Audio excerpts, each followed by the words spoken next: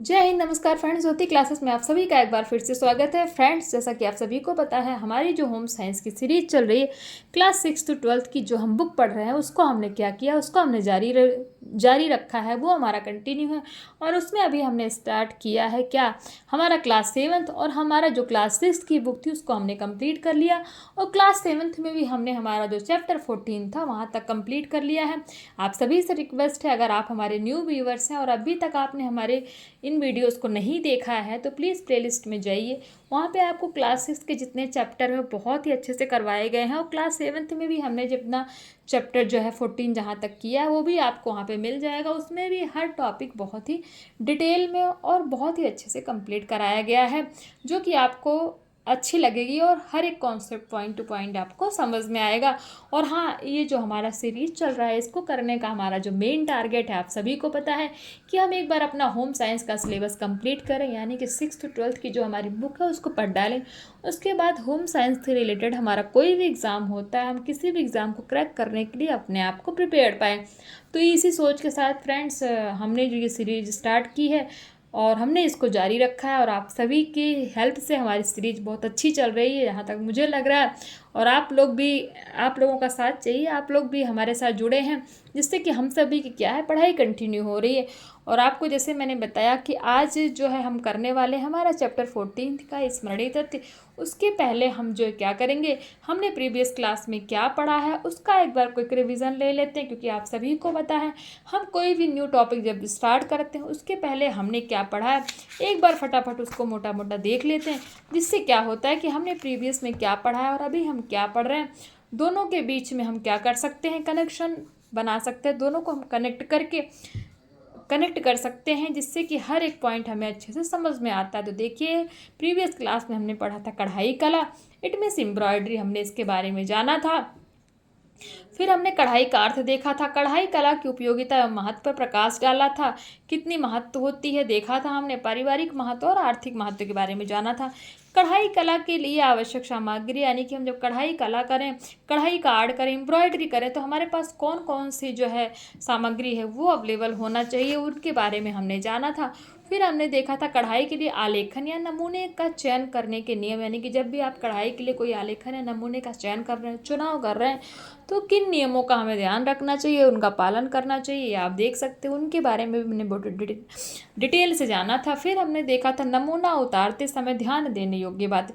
जब भी आप सैंपल ले रहे हैं, नमूना उतार रहे हैं, तो ध्यान देने योग्य कौन सी बातें, उनके बारे में भी हमने कुछ पॉइंट देखे थे।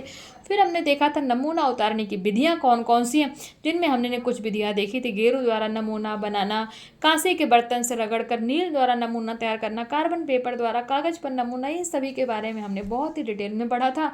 फिर हमने देखा था कढ़ाई करने के समान नियम या सावधानियां कौन कौन सी, उनके बारे में भी हमने जाना था। साथ ही साथ हमने देखा था कढ़ाई के लिए प्रयोग किए जाने वाले कुछ प्रमुख टाके, सादा टाका, कांटा टाका, feather stitch, double feather stitch, satin stitch है, लॉन्ग एंड शॉर्ट स्टिच, इन सभी के बारे में हमने बहुत ही डिटेल में पढ़ा था। और साथ ही साथ हमने लास्ट में देखा था अभ्यास के लिए कुछ आकर्षक नमूने, जिसमें हमने देखा था कि पेटी कोट पे किस तरह से नमूना बनाया जाता है, रुमाल के नमूने के बारे में हमने जाना था, मेज पोज के नमूने का आलेखन हमने देखा था, वो कितने प्रकार के आलेखन बनाए जाते हैं उनके बारे में हमने जाना था। तो फ्रेंड्स, ये सारे ही टॉपिक हमने बहुत ही डिटेल में हमारी प्रीवियस क्लास में पढ़ा है। तो चलिए, आई होप एक बार आपका क्विक रिवीजन हो गया होगा। देखते हैं इसी चैप्टर का स्मरणीय तथ्य, जिसको आप इंग्लिश में बोल सकते हो मेमोरेबल फैक्ट्स, यानी कि इस पूरे चैप्टर में ध्यान रखने योग्य, यानी कि इंपॉर्टेंट पॉइंट्स कौन कौन से हैं, उनके बारे में हम देखते हैं। कढ़ाई द्वारा एक साधारण वस्त्र को भी सुंदर बनाया जा सकता है। हम सभी को पता है भारतीय कढ़ाई से सजे परिधानों को विदेश में भी अधिक मांग रहती है, यानी कि जो भारतीय कढ़ाई की जाती है ना, एम्ब्रॉयडरी की जाती है, वो विदेश में भी, दूसरे देशों में भी उसकी अधिक डिमांड रहती है।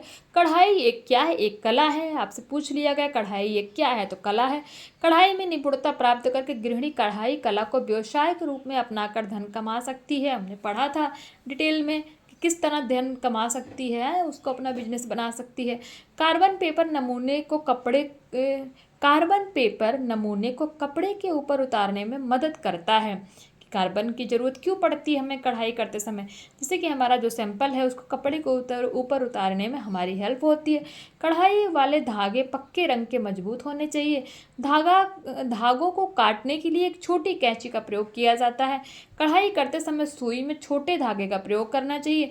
नमूना उतारने से पूर्व क्या करना चाहिए? पेंसिल की नोक बना लेनी चाहिए।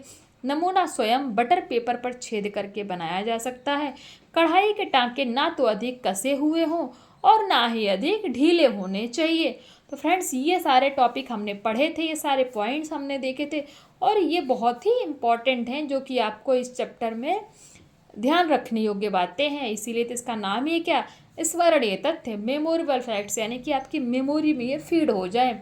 अब देखते हैं इस चैप्टर की प्रश्नावली, जिसमें हम करते हैं बहुविकल्पीय में। देखेंगे क्या सही पहले बहुविकल्पीय देखते हैं। वस्त्रों पर सुंदर आलेखन या कलात्मक आकृति को बनाना या भरना क्या कहलाता? सिलाई कहलाता है, बुनाई कहलाता, कढ़ाई, या इनमें से कोई नहीं? फ्रेंड्स, आप सभी को पता है जिसपे जो है क्या करते हैं, सुंदर आलेखन या कलात्मक आकृति, कोई भी आर्ट किया जाता है उसको ही क्या कहा जाता है? कढ़ाई किया जाता है। कढ़ाई के नमूने को बनाने के लिए हमें ज़रूरत पड़ती है पेंसिल की, इंची टेप की, रबड़ की, ये सभी तो हमें किसकी ज़रूरत पड़ती है? हम किस तरह नमूना बनाते हैं बताइए फटाफट? पेंसिल की, तो पेंसिल की आवश्यकता पड़ती है। आजकल बाज़ार में फ्रेम मिलता है किसका? लकड़ी का, प्लास्टिक का, लोहे का, या ये सभी? तो आजकल बाज़ार में हर तरह का फ्रेम मिलता है, तो हमारा उत्तर हो जाएगा क्या? ये सभी। अब देखते हैं रिक्त स्थानों की पूर्ति कीजिए। वस्त्रों को सुंदर व आकर्षक बनाने के लिए उन पर क्या की जाती है? कढ़ाई की जाती है। सुंदर व आकर्षक बनाने के लिए क्या किया जाता है? उन पर कढ़ाई की जाती है। काढ़ने से पूर्व नमूने को क्या किया जाता है? फ्रेम में कस लेना चाहिए। नमूना उतारते समय हाथ क्या होना चाहिए? स्वच्छ होना चाहिए। डैश में बटर पेपर छिद्र किए हुए, यानी कि छेद किए हुए बटर पेपर में मिलते हैं कहाँ? बाजार में। डैश करने के पश्चात क्या करना चाहिए? डैश पर उल्टी ओर से प्रेस करना चाहिए। तो क्या करने के पश्चात उल्टी ओर से प्रेस करना चाहिए? कढ़ाई करने के पश्चात जो वस्त्र है, यानी कि जो कपड़ा है जिस पे कढ़ाई की गई है, वो क्या कर लेना चाहिए? उसको उल्टा करके प्रेस कर लेना चाहिए। अब देखते हैं सही गलत। कढ़ाई कला को 2 भागों में बांटा जा सकता है, हमने देखा था। हमारा आंसर क्या हो जाएगा? ये हमारा ट्रू हो जाएगा। कि कौन कौन से 2 भाग है बताइए फटाफट कमेंट करके। आपने अभी पढ़ा था प्रीवियस क्लास में। विशेष अवसरों पर लोग सादे कपड़े पहनते हैं, जी नहीं, ये स्टेटमेंट हमारा ट्रू और फॉल्स, तो ये स्टेटमेंट हमारा फॉल्स हो जाएगा। विशेष अवसरों पर हम कैसे कढ़ाई किए हुए कपड़े पहनते हैं। धागों को काटने के लिए कैंची का प्रयोग करना चाहिए, ये स्टेटमेंट हमारा ट्रू है और फॉल्स, ये स्टेटमेंट हमारा क्या है? ट्रू है। जब भी धागा काटा जाए तो कब कैंची का प्रयोग करना चाहिए। नमूने को वस्त्र पर पिनअप कर लिया जाता है, तो ये स्टेटमेंट हमारा क्या हो जाएगा? ये स्टेटमेंट भी हमारा ट्रू हो जाएगा। आप देख सकते हैं इस चैप्टर का जो है, इसके आंसर की भी है, आप इसका भी स्क्रीनशॉट ले सकते हैं। वैसे तो मैं इसको कराती ही हूँ। तो फ्रेंड्स, इसी के साथ हमारा ये चैप्टर कंप्लीट हो गया। और ये देखिए इस चैप्टर का क्या है, अति लघु उत्तरीय, लघु उत्तरीय प्रश्न है और दीर्घ उत्तरीय प्रश्न है। तो आप इनका भी स्क्रीनशॉट ले करके इनको सॉल्व करने की कोशिश कीजिए। मैं बार बार कहती हूँ, आप इन क्वेश्चन को पक्का सॉल्व करिए। और अभी जिनके एग्ज़ाम्स आ रहे हैं ना, जैसे जो यूपी टीजीटी पीजीटी के जो एग्ज़ाम की डेट आई है अप्रैल में, तो उनके लिए तो ये रामबाण है। आप इनको सॉल्व करिए, आपको पता तो लगे आपकी तैयारी कितनी है। प्लीज़ इन क्वेश्चन को सॉल्व करने की कोशिश कीजिए। और ये चैप्टर हमारा कंप्लीट होता है। और अगर आपसे ये क्वेश्चन सॉल्व होता है तो अच्छी बात है, नहीं होता है तो भी आप दोनों ही क्या कर सकते, दोनों ही स्थिति में आप जो है एक बार हमें कमेंट करिए और हमें अपनी राय बताइए कि आपसे क्वेश्चन सॉल्व हो रहे हैं कि नहीं हो रहे हैं। हो रहे हैं तो अच्छी बात है, नहीं हो रहा है तो भी बताइए, उससे क्या होगा, मैं आपको इनके आंसर प्रोवाइड कराऊंगी। क्योंकि मेरे पास खुद के मेरे हैंड रिटन नोट्स हैं फ्रेंड्स, तो प्लीज़ इनको पक्का आप सॉल्व किया करिए। इसमें ऐसा कुछ है नहीं कि मैं आपको बताऊं, इसीलिए मैं आपको इसको एज अ होमवर्क देती हूं कि आप वीडियोस तो देख लेते हैं, लेकिन आपको भी तो कुछ करना चाहिए ना। कितने क्वेश्चन होते हैं, छोटे छोटे से क्वेश्चन होते हैं। आप हमेशा यही स्ट्रेटजी फॉलो कीजिए। पहले आप जो है, जो मैं चैप्टर कराती हूँ उसकी वीडियोस देखिए, उसके बाद इन क्वेश्चन को आप स्क्रीनशॉट ले ही रखते हैं तो इनको सॉल्व किया करिए। आपको पता तो लगे जो वीडियो आपको कराई जा रही है, जो मैं आपको पढ़ा रही हूँ, वो आपके माइंड में फीड हो भी रहा है कि कुछ समझ में भी आ रहा है कि नहीं आ रहा है ना, तभी तो पता लगेगा कि ये वीडियोस आपके लिए हेल्पफुल हो रही हैं कि नहीं हो रही हैं। प्लीज़ फ्रेंड्स इन क्वेश्चन को पक्का सॉल्व किया करिए। और हाँ, इसी के साथ ख़त्म होता है हमारा चैप्टर 14 और हमारे 2 चैप्टर मैंने ऐसे आपको बताया है, 2 चैप्टर हमारे और बचे हैं, चैप्टर 15 और 16। तो फटाफट हम एक दिन में उसको भी कंप्लीट कर लेंगे, कोशिश करूँगी मैं 1-2 दिन में वो भी चैप्टर हमारा कंप्लीट हो गया। इसी के साथ हमारा क्लास 7th भी कंप्लीट और हम चलेंगे हमारी क्लास 8th की बुक पे। तो फ्रेंड्स ये कोशिश जो मैं कर रही हूँ इसमें आप सभी का साथ बहुत ही आवश्यक है। प्लीज़ मेरा सपोर्ट कीजिए और प्लीज़ अपने जो भी आपको जैसा भी वीडियोज़ लगता है तो अपनी कमेंट के माध्यम से हमें अपनी राय अवश्य बताइए। तो और हाँ, अगर वीडियोज़ पसंद आ रही है तो चैनल को सब्सक्राइब कीजिए, वीडियोज़ को ज़्यादा से ज़्यादा अपने फ्रेंड के साथ शेयर कीजिए और बेल आइकन प्रेस कीजिए, जिससे कि क्या हो, जब भी मैं वीडियो अपलोड करूँ सबसे पहले नोटिफिकेशन आपके पास पहुँचे और उससे एक दूसरे की हेल्प हो। फ्रेंड्स इसी सोच के साथ हंसते रहिए, मुस्कुराते रहिए, मिलते हैं नेक्स्ट क्लास में। तब तक के लिए जय हिंद, नमस्कार। एक दूसरे की हेल्प करते रहिए।